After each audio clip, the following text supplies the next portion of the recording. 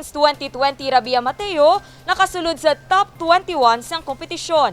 Mga Ilongga fans proud sa gihapon sa Ilongga Beauty Queen bisan wala sini nakuha ang Miss Universe crown. Ginpantayan sang bilog nga kalibutan ang Coronation Night sang Miss Universe 2020. Wala diri nagpaulihi ang mga Ilonggo. Kanya-kanya sang diskarte agud mapakita ang suporta sa pambato sang Pilipinas nga si Rabia Mateo. Ang visual artist nga si Christopher George Brasileño, Jester Macabante kag Kyle Sarte naghimo sang portrait ni Rabia Mateo gamit ang chalk. Iniila ginobra sa dalan sa Iloilo Business Park.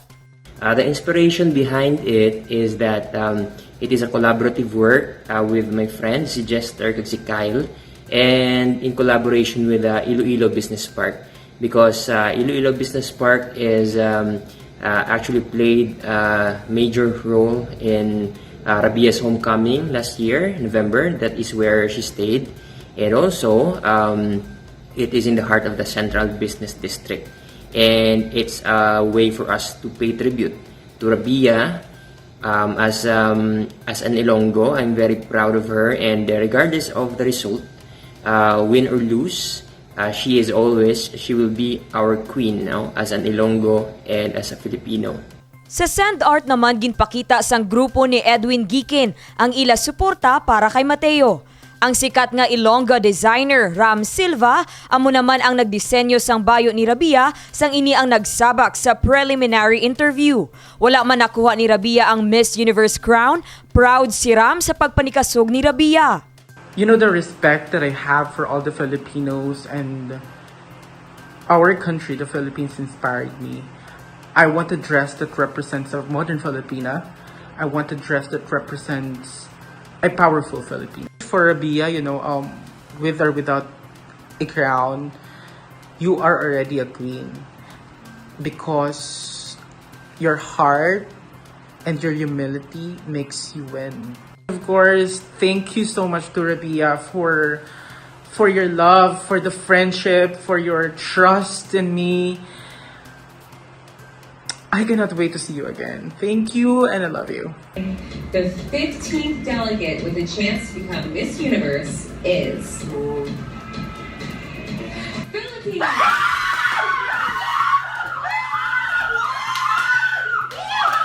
Nakalabot sa top 21 si Rabia, apang wala na ini makasulod sa top 10. Sa pihak sini, ginapabugal siya sang iya mga kasimanwa.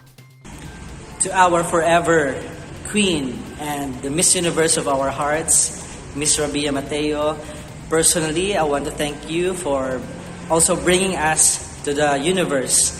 Kag we witnessed man kung ano ang imong kabudlay, ano nga mga kalipay mo na agyan.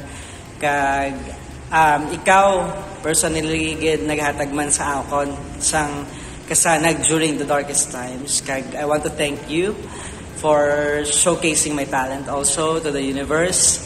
Ikaw isagid ka blessing sa akon. Kag I hope sa imong future journey wala mo man nakuha ang corona, but I pray nga makita mo na ang imong father. Kag kabay pa nga good health ang always. Always remember that in your journey for the future, ara lang gid kami dili to support you, to love you, and always keep safe, take care sa pagpuli. Kag I hope we will meet again soon. God bless, and I am proud of you. We are proud of you. Dismayado naman si Andrew Porras, isa ka pageant enthusiast sa mga nagdaog sa nasambit nga Coronation Night. Apang proud man ini sa gihapon sang ginbandera ni Rabia Mateo ang pungsod Pilipinas sa Miss Universe competition. As a pageant enthusiast, I'm a little sad about the result, and I think I'm not the only one. Maybe because we have a different kind of winner in our minds, but let's not invalidate the efforts and the hard work of Miss Mexico, the winner, and let's not discredit the organization and the judges for choosing her, because they are coming from a different perspective and they have a different taste of whom they think is the winner that will best represent the organization. And we can be sad, but let's not hate. For Miss Rabia Mateo, thank you so much for representing the country well, the city, Iloilo City, and all of us Filipinos. And I think You did a great job, and there are a lot of things coming your way. This is not the end of your pageant journey. I think they're just waiting for you to walk and win. Congratulations. Thank you, kid. Antes ang kompetisyon, naghatag pa sang mensahe ang Iloy ni Rabia nga si Mrs. Christine Mateo. Enjoyin mo lang ang journey mo dyan. Do your best and God will do the rest. And we love you. Take good care of yourself there. And basta mag-pray ka lang kay Lord. Para kay Mayor Jerry Treñas, dismayado man ang mga pumuluyo sang syudad kag probinsya sang Iloilo nga wala nakasulod sa top 10 si Rabia, nakita naman sini ang pagpanikasog agud madala kuntani ang ikalima nga korona sang Miss Universe para sa Pilipinas. Sa aton tanan nga mga pumuluyo diri sa syudad kag probinsya, balaan ka man do tanan man disappointed nga waay nadala sa top 10 si Miss Rabia Mateo nga nagarepresentar para tani diri sa aton, no. Ginkoronahan bilang Miss Universe 2020 amo ang tiglawas sang Mexico nga si Andrea Meza. First runner-up ang Miss Brazil, second runner-up ang Miss Peru, third runner-up ang Miss India, kag fourth runner-up ang Dominican Republic. Dane Raffles para sa Level Up Patrol. Iloilo City Government paghahandaan ang homecoming ni Miss Universe Philippines 2020 Rabia Mateo. Ginkasubo sang kadamaan ilabi na ni Iloilo City Mayor Jerry Treñas nga wala makasulod sa top 10 ang Ilongga Beauty Queen kag tigluwas sang Pilipinas nga si Miss Universe Philippines 2020 Rabia Mateo sa 69th Miss Universe competition nga ginhiwat sa Seminole Hard Rock Hotel and Casino, Hollywood, Florida. Apang sa piyak sini, gindayaw sa gihapon sang alkalde ang nangin performance ni Mateo sa kompetisyon. We have seen how she has struggled and fought very bravely. Pero anon mo gina sa parehas man na sa aton sa politika sa eleksyon, may gadaog, may gaperde, sa contest may gadaog, may gaperde. We should always move on. Nagapati man si Mayor Jerry Treñas nga bisan wala nakuha ni Mateo ang Miss Universe crown, dako sa gihapon ang dungog nga ginhatag sini sa syudad sang Iloilo. Gani paghandaan sang Iloilo City Government ang homecoming sang Ilongga Beauty Queen. Bisan nga waay siya nagdaog, ang syudad sang Iloilo upod sa IFFI mapreparar para sa iya pagbalik, no? Kay nakita naton nga gintingwaan niya gid nga makuha ang corona para sa aton sa syudad kag para sa bug-os nga pungsod. We still consider her as our queen for Iloilo, and we are very proud of what she did, not only for Iloilo but for the whole country. Ginpahayag man sang alkalde nga magapabilin kag magatatak sa gihapon sa tagipusoon sang tagsa ka Ilonggo nga may isa ka Ilongga Beauty kaangay ni Rabia Mateo nga naghatag dungog, kalipay kag kadalagan sa syudad sang Iloilo. Divine Singh para sa Level Up Patrol. Iloilo City ginpaidalom sa Modified Enhanced Community Quarantine samtang dugang nga mga nursing aides ang kinahanglanon para sa nagapadayon nga vaccine rollout sang Iloilo City Government. Sini nga bulan sang Mayo naga-average na sa 48 confirmed cases sang COVID-19 ang syudad sang Iloilo kada adlaw. Masobra triple kung ikumpara sa 11 nga daily average cases sang nakaligad nga bulan. Bisan ang mga ospital nga mat-amat na nga nagakapuno bangod sang pagsaka sang kaso sang COVID-19. Sa listahan niya gimpagwa kay nasang udto, 34 na lang ang bed capacity sa mga ospital. Ini ang rason kung ngaan nagpapanaog sang executive order si Mayor Jerry Treñas nga nagapaidalom sang Iloilo City sa Modified Enhanced Community Quarantine tubtob sa Mayo 31. Ini ang gilayon nga ipatuman, luwas na lang kung i-modify o kung i-lift sang IATF ang EO. Nangayo ako MACQ first because of the rising cases. Ikadua, because of the healthcare facilities nga daw puno na, may duwa kita ka pasyente nga taga-syudad, no? Nga ginlibot sa mga ospital, but unfortunately, waay gid sang lugar kag nagtaliwan sa ER. And these two are our employees. Ang isa sa city treasurer, Ang isa daw sa, kung hindi sa Senro, base sa Agri. I have ordered that all positive patients will immediately be quarantined in our quarantine facilities. Hindi na ta magtugot sang home quarantine in the meantime.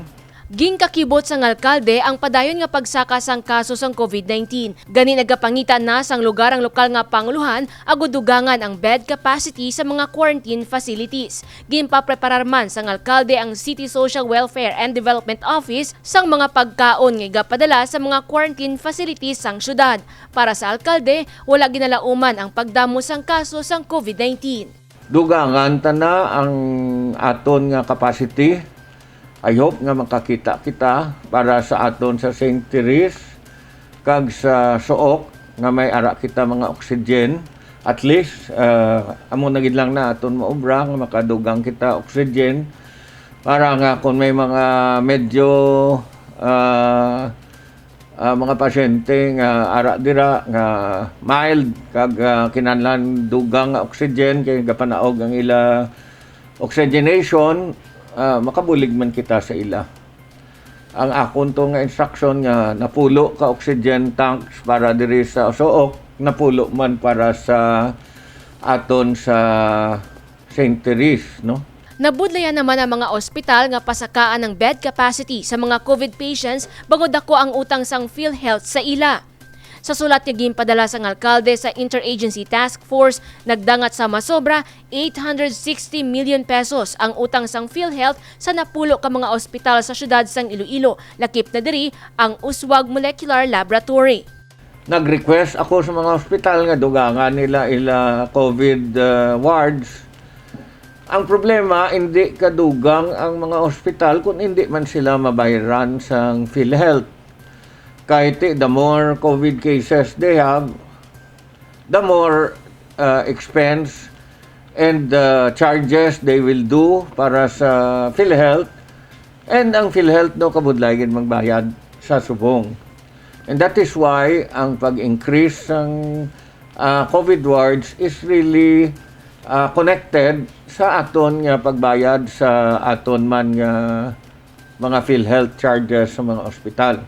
Hindi pa matumod sang alkalde kung ano ginagintunaan sang pagdamo sang COVID cases sa syudad. May mga sample nga ginpadala sa Research Institute for Tropical Medicine agud tun-an kun bala may iban nga COVID-19 variant nga nakasulod sa Iloilo City. Apang madugay na ang sample nga ginpadala dito kag wala man sang may na monitor.